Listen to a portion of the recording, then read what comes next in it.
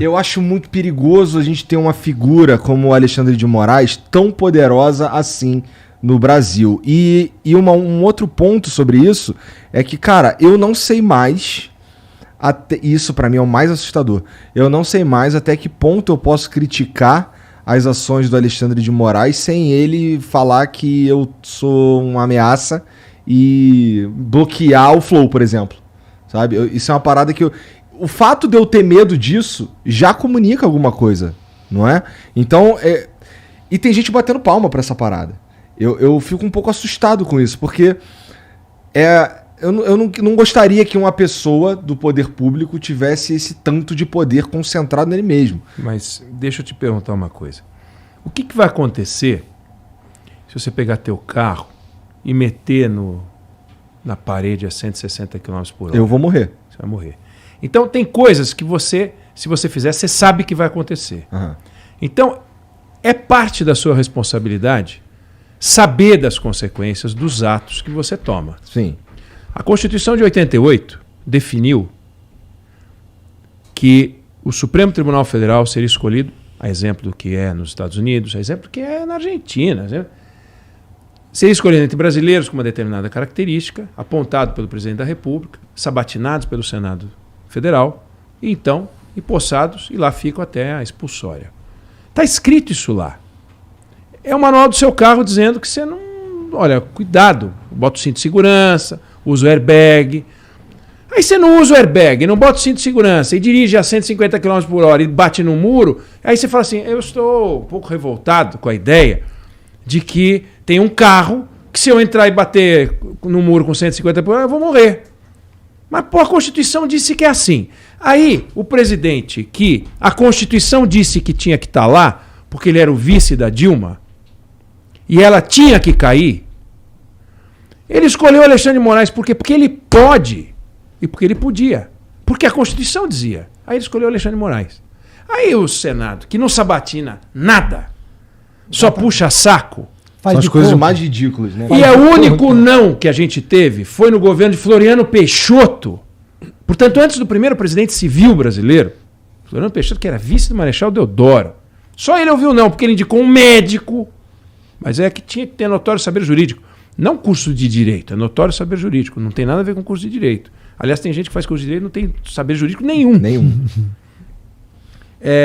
Aí ele indicou o Alexandre de Moraes. Tá errado? Não tá errado. Ele podia ter indicado o Arrelia, ele podia ter indicado, sei lá, um personagem qualquer, um Mickey, ele podia ter indicado qualquer um. Não nos esqueçamos que o Lula indicou, por exemplo, o Toffoli, que 2 vezes tentou ser juiz federal e foi reprovado. Bom, e o Senado? E o Senado fez o que com o Toffoli? Fez de conta que estava fazendo uma sabatina e aprovou o Toffoli. Aprovou. Toffoli foi advogado do Sindicato dos Metalúrgicos de São Bernardo.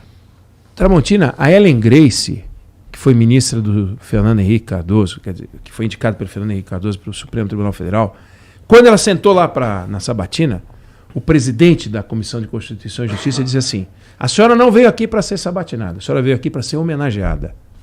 Acabou. Acabou. O Fux, O roqueiro. que foi presidente até agora, né? Até outro dia, eu queria enaltecer, antes de mais nada, a sua trajetória. O senhor começou a vida como office boy. Pô, eu acho bacana o cara começar a vida como office boy e estar sendo cogitado para o Supremo. Acho bacana, mas é só bacana. Isso não tem nada a ver com notório saber. Com capacidade, etc. Nada. É bacana, é lindo, é como história, é bacana. Como é bonita a história do Joaquim Barbosa. Todas as histórias humanas são bacanas, entendeu? A história do Lula é bacana, a história do Bolsonaro é bacana. Qualquer história é bacana, história humana. Agora, isso não autoriza você a levar isso em conta na sabatina. Na Suprema Corte Americana, você é submetido a um questionário, Tramontina, pelo FBI. Depois você é submetido a um outro questionário. A primeira pergunta que faz é o seguinte: você gosta da sua vida pessoal? Gosto. Desiste de ser candidato à Suprema Corte dos Estados Unidos. Se o cara falar que vai em frente, eles vão descobrir tudo. Você fuma maconha? Aí se você falar não, você pode se ferrar porque mentiu. Se falar sim, você já se ferrou porque fumou. Então não tem caminho. Você não pode ter fumado. Acabou. Pergunta assim: você já fez sexo com animais? Eles perguntam essas coisas. Eu vi o questionário de um dos candidatos a juiz. O processo da Sônia Sotomayor tem 5.000 páginas. Os caras levam a sério. Aí, você não vai ficar indignado. Você pode, pelo menos, bom, todo mundo fez a sua parte. Então, o presidente indica alguém que acha que tem que ser, também assim, acho que... E que aquele cara lá, hein?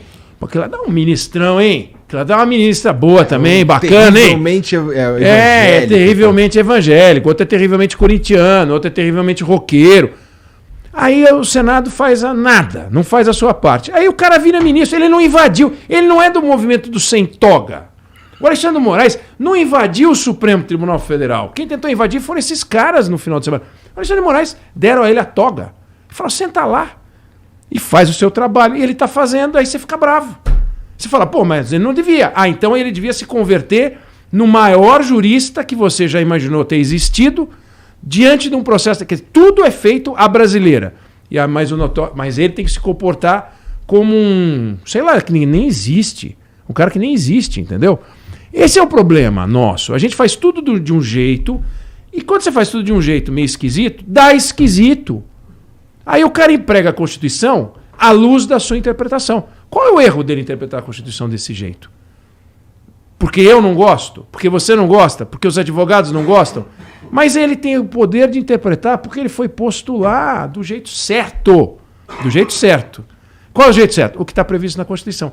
Esse é o que Então a gente tem que pensar que não pode bater o carro a 150 por hora e não pode ignorar as tarefas constitucionais de cada um. Então o Lula agora vai poder indicar 2. Como que vai ser? A mesma coisa. Como que vai ser, Cristo? Como que vai ser? Não, vamos fazer uma prova. Entre outras coisas, já estão falando que pode ser o advogado dele. O Zanin, que foi o advogado dele em todo o episódio da Lava Jato. E como é que ninguém...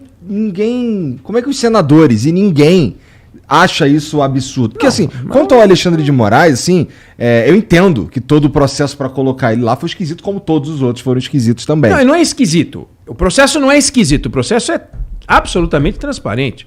O que é esquisito é que ninguém leva o processo a sério. O processo é certo. Funciona nos Estados Unidos. E eles reclamam lá e brigam, hein? Mas funciona. O Alexandre de Moraes, pelo menos, é constitucionalista. E tem um certo currículo e um conhecimento que talvez nem todos tivessem quando foram indicados em diferentes momentos para a Suprema Corte. Agora, é muito engraçado que aqui, né? Engraçado não, a palavra não é essa. Aqui, ministro vira estrela, né? E é esse que é o meu problema. TV Justiça. TV Justiça. Nos Estados Unidos você não vê um ministro da Suprema dar entrevista. Não, mas eles não aparecem, as imagens não tem imagem. Não existe imagem. Tem imagem. Eles decidem e acabou. Aqui os ministros participam de programas. Tem uns que vão a um programa toda semana, vão a outro programa toda semana, participam de não sei o quê. Vão fazer palestra nos eventos do João Dória em Portugal. É isso, você foi no ponto.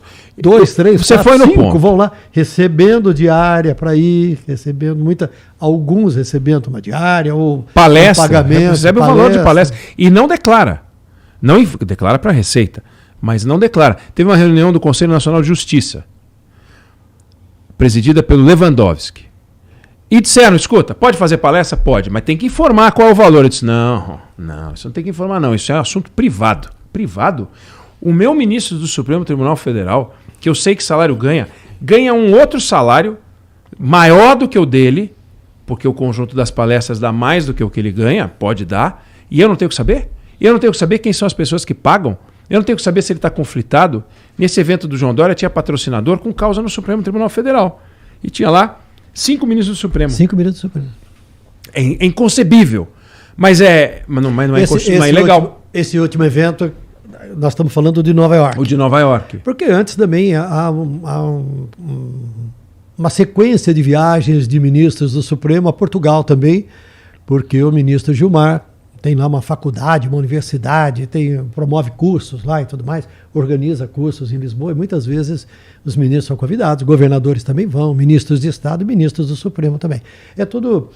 A gente fica surpreso porque a gente compara com o que acontece nos Estados Unidos, onde, em hipótese alguma, o ministro vai dizer o que ele pensa sobre qualquer assunto, porque a qualquer momento ele pode ser chamado a julgar um assunto parecido com aquele, um assunto semelhante àquele, ou aquele assunto, né? Então ele se resguarda o tempo todo. Você não vê foto dos caras em lugar nenhum, você não vê imagem dos caras, eles não dão entrevista, eles não aparecem, eles julgam só. Aqui é diferente.